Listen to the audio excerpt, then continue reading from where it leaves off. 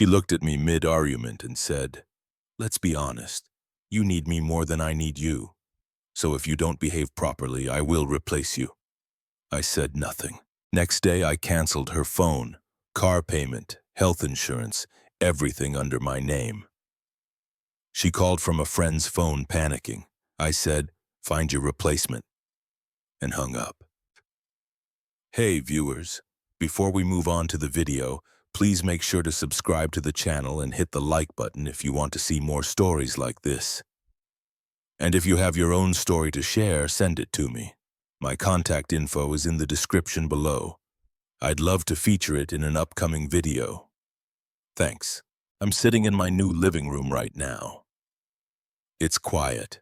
There's no reality TV blasting at max volume, no pile of Sephora bags cluttering the hallway, and no tension thick enough to choke on. For the first time in 3 years, my bank account is actually growing instead of hemorrhaging, and my resting heart rate has dropped about 10 beats per minute. But to explain how I got here, and the absolute nuclear demolition job I had to pull to achieve this peace, you have to understand the dynamic between me, 29M, and my ex. Let's call her Vanessa, 27F. I'm a software engineer. I do well. I'm not buying private jets, but I make the kind of money where you don't really look at the price of groceries. I grew up with nothing, so financial security is my love language. When I love someone, I want to make their life easier. I want to take the weight off. Vanessa was decorative. That sounds harsh, but looking back, I realized that's exactly how she viewed herself. She was an aspiring lifestyle influencer, which in our relationship meant she posted photos of the dinners I bought, the vacations I paid for, and the apartment I rented, all captioned with things like #bossbabe or #selfmade. I didn't mind at first. I loved her. She was charismatic, stunning, and when things were good, she made me feel like the king of the world. I fell into the provider trap. I took pride in paying for everything. I covered the rent on our luxury 2-bedroom downtown. I put her on my premium health insurance plan because she had none. When her old Honda died, I didn't just help her fix it. I leased a brand new Mercedes C-Class because she said she needed it for her image. Crucially, and this is the detail that matters most for what happens later, I put the lease in my name because her credit score was in the low 500s. I added her as an authorized driver. I also added her to my phone plan, unlimited everything, obviously, and gave her a supplementary credit card for emergencies and household expenses. For 2 years, the household expenses slowly morphed into Vanessa's wardrobe and spa expenses. Whenever I brought it up, she would spin it around on me. She'd say things like, "You know I'm building a brand. You have to spend money to make money. Why are you being so cheap? You make plenty." If I pushed back, she'd withhold affection. She'd go cold. She'd make me feel like I was a miserly accountant trying to clip the wings of a beautiful butterfly. So, like an idiot, I'd apologize. I'd smooth it over. I'd pay the bill. I taught her that her presence was worth more than my labor. I created a monster. The shift from ungrateful to hostile happened about 6 months ago. She stopped saying thank you. She started criticizing my job. "It's so boring. You just stare at screens all day, my clothes, you dress like a dad, and my hobbies." She started treating me less like a partner and more like an employee who was underperforming. The breaking point was last Tuesday. I had just come off a brutal 60-hour week. I was exhausted. I walked into the apartment and tripped over a stack of boxes in the entryway for pairs of designer boots. I checked the notification on my phone. A $3,200 charge on the supplementary card. I walked into the living room. Vanessa was on the couch, face mask on, scrolling through TikTok. She didn't look up. "Hey," I said, trying to keep my voice even. "What's with the boots? We talked about the credit card limit." She sighed, a long, exaggerated sound like I was a toddler asking for a cookie before dinner.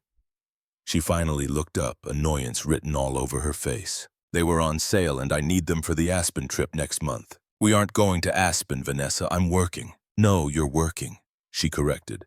"I'm going with Sarah and the girls. You're paying for the Airbnb. Remember, we discussed this." We had absolutely not discussed this. I am not paying for you and your friends to go to Aspen while I work to pay off your boots, I said. It was the first time in months I had put my foot down that firmly. The air in the room changed instantly. She sat up, peeling the face mask off. Her eyes went cold. This wasn't the usual pouty Vanessa. This was something darker. "Excuse me," she said. "You heard me. The spending stops. The trip stop. You need to contribute, Vanessa. I'm not an ATM. If you want to go to Aspen, get a job and pay for it." She laughed. It was a dry, humorless sound. She stood up and walked over to me, stopping just inside my personal space. She looked me up and down with a look of pure, unadulterated pity. "You really don't get it, do you?" she said softly. "Get what? You think because you pay the bills you have the power here?" She shook her head, smirking. "Money is the easy part. Any boring guy with a degree can make money. But this," she gestured to herself, her face, her body. "This is rare. You're lucky to even be in the room with me. My friends ask me all the time why I'm with you. You're boring, you're too safe, you're average." I stood there stunned. My blood was boiling, but my exterior was freezing over. I didn't say a word, I just watched her dig her own grave. She took my silence for submission. She stepped closer, poking me in the chest with a manicured nail. "Let's be honest, Mark," she said, looking me dead in the eye. "You need me more than I need you. I bring the status, I bring the life. You just pay for the ticket. So if you don't behave properly, I will replace you." She let that hang in the air. "There are 10 guys in my DMs right now who would kill to pay for that Aspen trip," she added. "Remember that next time you want to lecture me about boots?" I stared at her for the moment. I waited for the anger to make me scream. I waited for the urge to fight, to argue, to list everything I've done for her. But it didn't come. Instead, a strange, calm clarity washed over me. It was like a switch flipped in the breaker box of my brain. The love didn't fade. It evaporated. The attraction didn't wane, it turned to dust. I looked at her and I didn't see my girlfriend. I saw a liability. I saw a bad investment. I saw a squatter. She mistook my silence for defeat. She smirked, patted my cheek condescendingly, and turned back to the couch. "I'm ordering sushi," she threw over her shoulder. "Don't worry, I'll put it on the card." "Okay," I said. My voice was steady, monotone. I walked past her, went into the bedroom, and closed the door. I didn't sleep. I laid in bed staring at the ceiling, listening to her laugh on the phone with her friends in the other room. She was probably telling them how she put me in my place, how she secured the Aspen trip, how I was wrapped around her finger. She had told me she could replace me. She had explicitly stated that our relationship was a transaction. I pay, she provides the privilege of her company. Okay, I thought. If it's a transaction, then I can terminate the contract. I waited until 2 a.m. when I was sure she was asleep. I got up and walked silently into the living room. Her purse was on the counter. I opened it and took the spare key to the Mercedes, the one I paid $780 a month for. I put it in my pocket. Then I sat down at my laptop and opened a spreadsheet. I didn't do this out of rage. I did it with the cold, meticulous precision of a forensic accountant. I pulled up the list of every single thing in her life that was tied to my name. The car, the insurance, the phone, the apartment lease, the authorized user credit cards, the Netflix, the Spotify, the Amazon Prime. She said I needed her. She said she could replace me. I decided to give her the opportunity to prove it. I typed out a to-do list for the morning. It was going to be a busy day. I left the apartment at 6:30 a.m.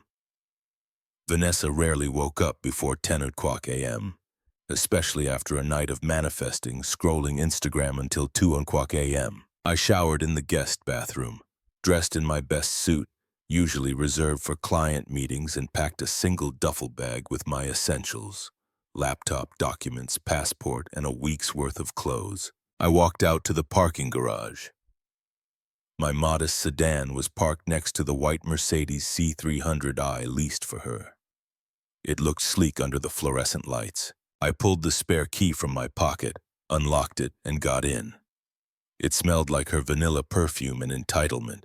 I didn't steal it. You can't steal your own car. My name was the only one on the lease. I drove it out of the garage and across town to my office building, which has secure badge access underground parking. I parked it in a corner spot on the lowest level, locked it, and walked away. Step 1 complete. Asset secured. I went to a coffee shop around the corner from my office, ordered a black coffee, and opened my laptop. It was 7:15 a.m. The administrative slaughter began. First, the credit cards. I logged into my Amex portal. Authorized user Vanessa. I clicked remove card holder. Are you sure? The screen asked. Yes. Status canceled. I did the same for the Visa. Next, the digital subscriptions. I changed the password to Netflix. It logged out all devices. I did the same for Spotify, Hulu, and Amazon Prime. Petty maybe, but she said she brought the life and I just paid for the ticket. I figured she could provide her own entertainment now. Then the phone. I logged into Verizon. I didn't cancel the line immediately. That takes time. Instead, I selected the suspend service option for her device. Reason for suspension, I selected device lost or stolen. Effective immediately. Finally, the nuclear option, the apartment. I waited until 9 o'clock a.m. when the leasing office opened. I walked in and sat down with the property manager, a nice woman named Brenda, who had seen me pay the rent on time for 2 years. Hey, Mark, everything okay? She asked. I need to break the lease, Brenda. She looked surprised. Oh, you guys have 6 months left. The penalty is pretty steep. It's 2 months' rent plus the forfeiture of the deposit. 2 months' rent was $6,100. A lot of money, but compared to the cost of staying with someone who despised me, it was a bargain. I'll write the check right now, I said. I'm moving out today. I understand Vanessa is still in the unit. I'm removing my name from the renewal. Since I'm the only one who meets the 3x income requirement, I'm guessing she'll need to requalify or vacate in 30 days. Brenda gazed. She knew Vanessa. She knew Vanessa didn't have income. Yeah. If you take your name off, she has to reapply solo. If she can't show proof of income, we have to issue a notice to vacate. Are you sure you want to do this? I've never been more sure of anything. I wrote the check. I signed the papers. I was officially homeless. $6,000 poorer and absolutely free. I went to my office, turned off my phone, and got to work. I actually had a productive morning. I coded for 3 hours straight without a single interruption asking me to PayPal someone money for a juice cleanse. I turned my phone back on at 11:45 a.m. My screen lit up like a slot machine. 14 missed calls. Vanessa. 22 text messages, Vanessa. I didn't read them all, but the preview text told the story of her morning in chronological order. 10:15 a.m. Where's the car? It's gone. Did you take it to the wash? 10:20 a.m. Mark, answer me. The car is stolen. I'm calling the police. 10:30 a.m. Why is my card declined? I'm at Starbucks and it's embarrassing. 10:45 a.m. Mark, pick up.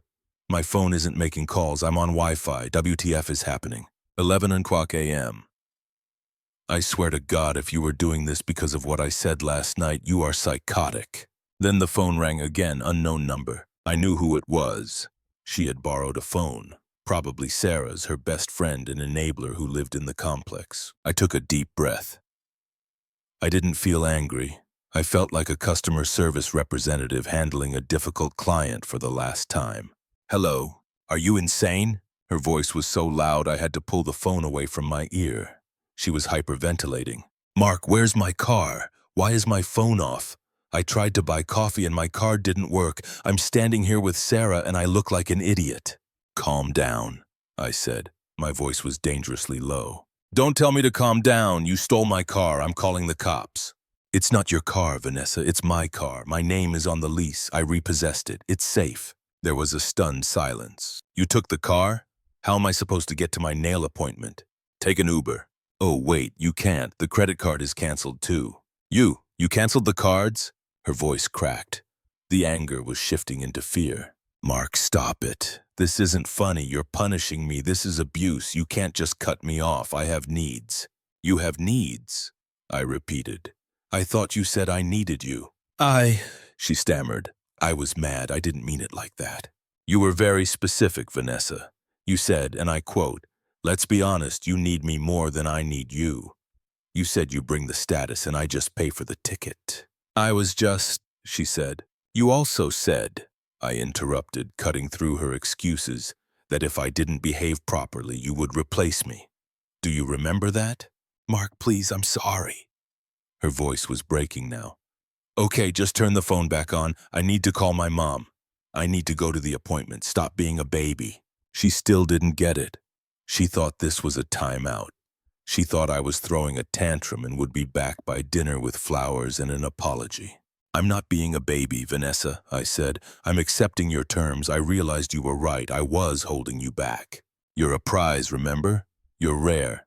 You have 10 guys in your DMs who want to fund your lifestyle.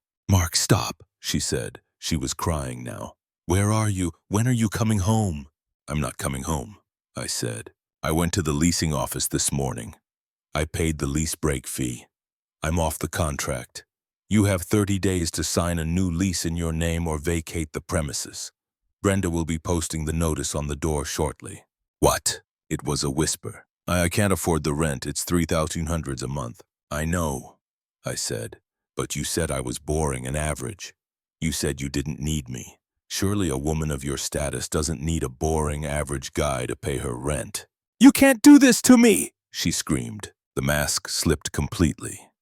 The boss babe was gone, replaced by a terrified child who realized the adults had left the room. You can't leave me with nothing. What am I supposed to do? I looked out the window of my office. The city looked bright. The weight on my chest was gone. You told me you'd replace me, I said, my voice flat and final. I'm just giving you a head start. Mark, please, find your replacement, Vanessa. I hung up. Then I blocked the number. I blocked Sarah's number. I blocked her Instagram, her TikTok, and her email. I stared at the phone for a second, waiting for the guilt. It never came. The silence that followed was the most expensive thing I'd ever bought, and it was worth every penny. I spent the next 2 weeks in a long-stay hotel while I looked for a new place. I expected to feel lonely. I expected to miss her. Instead, I felt like I had just taken off a backpack filled with bricks that I'd been carrying for 2 years. My phone battery lasted all day. My credit card statement was boringly low. I slept 8 hours a night, but the storm wasn't quite over. As expected, the flying monkeys arrived. 2 days after the breakup, I got a text from Sarah, Vanessa's best friend and chief enabler. She was the one who had convinced Vanessa that she was a high-value woman who deserved to be sponsored. Sarah, I can't believe you. You left her with nothing. She's at her parents' house crying her eyes out. You are a narcissist and a financial abuser. How can you sleep at night knowing you ruined her life? I looked at the text while eating a steak dinner I had paid for with the money that usually went to Vanessa's hair extensions. I didn't get angry. I just replied with facts. Me? I didn't ruin her life, Sarah. I just stopped paying for it. She told me she could replace me easily because I was just a wallet. I'm simply letting her prove herself right. Sarah, she was just mad. You know she can't pay that rent alone. Then maybe she shouldn't have bitten the hand that was signing the checks. Good luck, Sarah. I blocked Sarah. Over the next few months, the full picture of Vanessa's replacement strategy trickled back to me through mutual acquaintances. It was a disaster. It turned out that the 10 guys in her DMs were exactly what I thought they were. Guys who wanted to sleep with her, not guys who wanted to pay a $3,200 lease for her. When she reached out to them for help, they ghosted. The sugar daddy types she thought she could land weren't interested in a 27-year-old with baggage and debt. They wanted 21-year-olds with zero expectations. She couldn't requalify for our apartment. She was evicted at the end of the 30 days. She had to move back in with her parents in the suburbs, a fate worse than death for an influencer. Her Instagram went quiet. It's hard to post luxury life content from your childhood bedroom with a poster of a boy band still on the wall. Meanwhile, I thrived. I took the money I was saving, about $4,000 a month, and invested it. I hit the gym not to get her back, but to get me back. I reconnected with friends I had neglected because Vanessa didn't like them. I started dating again cautiously. I met a woman named Elena. She's a nurse. On our first date, she reached for the check. I almost cried. I paid, obviously, but the gesture alone healed something in me. 6 months later, I ran into Vanessa. It was a Sunday morning. I was at an upscale grocery store picking up wine for a dinner party I was hosting. I turned the corner into the pasta aisle, and there she was. She looked different. She was still beautiful. Genetics don't disappear in 6 months. But the shine was gone. Her hair wasn't done. She wasn't wearing the designer boots. She was wearing generic sneakers. She looked tired. She was holding a basket with a frozen dinner and a bottle of cheap Pinot Grigio. She saw me and froze.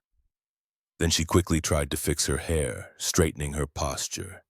The old reflex. "Mark," she said.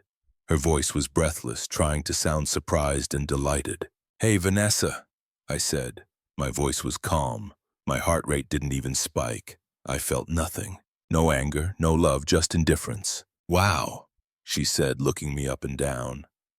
I was wearing a fitted polo and looked fitter than I had in years. "You look really good." "Thanks, life's been good." She shifted her weight, giving me that look. The one that used to make me apologize for things I didn't do. "I miss you, you know. I've been thinking about us a lot." I just looked at her. "I know I said some crazy things," she continued, stepping closer, entering my personal space. "I was just stressed. I realized I took you for granted. The guys out there, they're trash. They don't treat me like you did." She reached out and lightly touched my arm. "Maybe we could get coffee, catch up. I've grown a lot." I looked at her hand on my arm, then back at her eyes.